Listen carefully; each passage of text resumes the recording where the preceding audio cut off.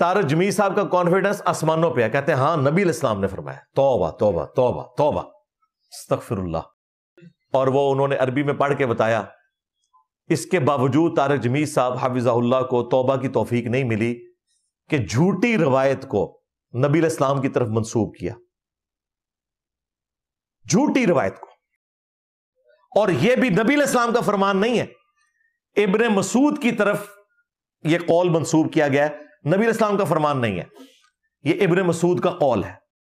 میں طارق جمیل صاحب سے ریکویسٹ کروں گا کہ یہ جو آپ نے حور کے اوپر بیانیہ گھڑا ہے نا، اس کو واپس لے لیں، اور بار بار ارشاد بھٹی صاحب نے آپ کے اوپر جو حجت تمام کی کہ کیا رسول اللہ نے فرمایا تھا، تو آپ بار بار اتنے وثوق سے کہتے رہے کہ نبی علیہ السلام نے فرمایا۔ توبہ توبہ، اللہ سے ڈر جائیں، یہ بڑا خطرناک معاملہ ہے۔ بخاری اور مسلم دونوں میں حدیث موجود ہے، جس نے میری طرف کوئی ایسی بات منسوب کی جو میں نے نہیں فرمائی، وہ اپنا مقام جہنم میں دیکھ لے۔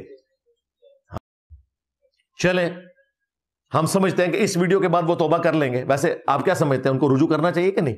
ویڈیو آنی چاہیے نا۔ جس روایت پر بات چل رہی ہے اس روایت میں حور کا نام ہے لعبہ یا لعیبہ، عین کے ساتھ، دونوں صورتوں میں معنی ایک ہی رہتا ہے عین کے ساتھ، لیکن لوگوں میں لائبہ مشہور ہو گیا۔ مرزے کی بات کا حاصل یہ ہے کہ یہ روایت جھوٹی ہے، اور یہ ابن مسعود رضی اللہ تعالیٰ عنہ کا قول تھا، مولانا نے اس کی نسبت کر دی حضور علیہ الصلوۃ والسلام کی طرف۔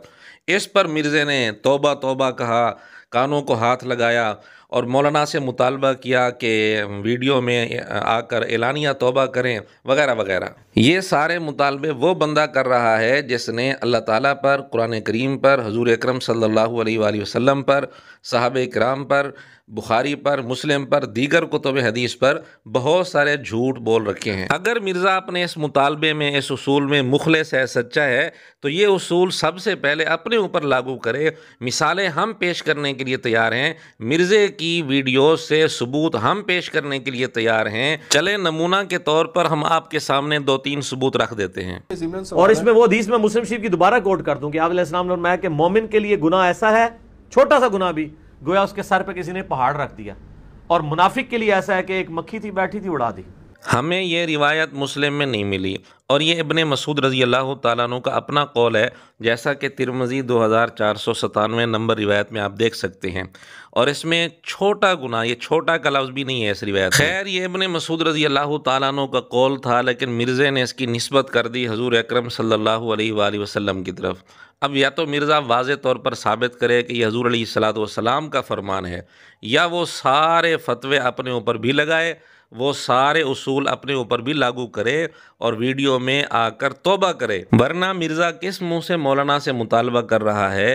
البتہ یہاں ایک فرق بھی ہے، مولانا کے سامنے کوئی کتاب نہیں رکھی ہوئی تھی، مرزا نے صحیح مسلم اپنے سامنے ٹیبل پر رکھی ہوئی ہے۔ جب مرزا یہ روایت سنا رہا ہے مسلم کے حوالے سے، صحیح مسلم سامنے ٹیبل پر رکھی ہوئی ہے، حالانکہ صحیح مسلم میں یہ روایت ہے ہی نہیں، اور یہ قول بھی عبداللہ بن مسعود رضی اللہ تعالیٰ عنہ کا ہے، حضور علیہ الصلوۃ والسلام کا فرمان نہیں ہے۔ چلیں ایک مثال ہم خود ارشاد بھٹی والی پوڈ کاسٹ سے دے دیتے ہیں۔ فتح مکہ کے وقت اسلام قبول کرنے والے صحابہ نے موت کے ڈر سے اسلام قبول کیا۔ جی، یہ تو بخاری مسلم میں لکھا ہوا ہے۔ اچھا، ان کو تو لکھا ہے، ان کو کس نے بتایا؟ بخاری مسلم نے فون کیا؟ قرآن میں لکھا ہوا ہے، قرآن میں لکھا ہے، جی سورہ توبہ میں لکھا ہوا ہے، 4 مہینے کا ٹائم ہے، یا تو اسلام قبول کرو گے یا جزیرہ نما عرب چھوڑ کر چلے جاؤ گے، ادروائز جہاں پائے جاؤ گے قتل کیے جاؤ گے۔ کیا سورہ توبہ کی ان آیات میں جس اعلان کا تذکرہ ہے، کیا وہ فتح مکہ کے موقع پر ہوا تھا؟ یہ قرآن کریم پر کتنا بڑا جھوٹ بولا ہے مرزے نے، کیا اس جھوٹ پر بھی مرزا توبہ کرے گا؟ جبکہ سورہ توبہ فتح مکہ کے 1 سال بعد نازل ہوئی ہے، مرزا ان آیات کو فٹ کر رہا ہے فتح مکہ پر، کیا یہ قرآن پر جھوٹ نہیں بول رہا؟ اب مرزا یا تو ثابت کرے کسی حدیث کی کتاب سے کہ یہ اعلان حضور علیہ السلام نے فتح مکہ کے موقع پر کیا تھا، یا پھر ویڈیو میں آ کر توبہ کرے۔ بخاری میں حدیث ہے، حضرت جبرائیل آئے نبی علیہ السلام کے پاس اور پوچھا کہ آپ کے صحابہ میں سب سے افضل کون ہے؟ تو نبی علیہ السلام نے فرمایا کہ جو غزوہ بدر میں میرے ساتھ شریک ہوئے ہیں، اور اس کے بعد وہ جو احد میں شریک ہوئے ہیں۔ بدر والی بات تو حدیث میں ہے، لیکن احد والی بات حدیث میں نہیں ہے، نہ بخاری میں ہے نہ کسی اور حدیث کی کتاب میں ثابت ہے۔ کیا یہ حضور اکرم صلی اللہ علیہ وآلہ وسلم پر جھوٹ نہیں ہے؟ اب مرزا اپنے اوپر وہ سارے فتوے لاگو کرے اور ویڈیو میں آ کر توبہ کرے۔ وہ دوسری جو آج کل یہ سیلمگیر بنتی ہیں کہڑی ہیں وہ پھوڑ جنہوں کہتے ہیں ہاں دب، عربی میں لفظ دب ہے، یہ عربی لفظ دب کا ہے، دب عربی میں کہتے ہیں گھاس کو، یہ عربی کا لفظ ہے، قرآن میں بھی آیا یہ لفظ دب۔ کیا مرزے کی یہ بات قرآن پر جھوٹ نہیں ہے؟ کیا مرزا ویڈیو میں آ کر توبہ کرے گا؟ دوسروں کو کانفیڈنس لیول کا تانا دینے والا اس کا اپنا حال دیکھیں، کتنے کانفیڈنس کے ساتھ بخاری پر، قرآن پر جھوٹ بول رہا ہے۔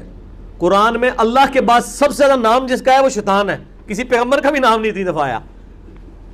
ہاں سارے پیغمبروں کے نام جمع کریں نا، جتنی دفعہ ریپیٹ ہوئے ہیں اس سے زیادہ شیطان کا نام آیا ہوا ہے، تو آپ کو نکال سکتا ہے اس کو، حقیقت ہے ایک۔ کیا یہ قرآن پر جھوٹ نہیں ہے؟ کیا یہ انبیاء علیہ السلام کی توہین نہیں ہے؟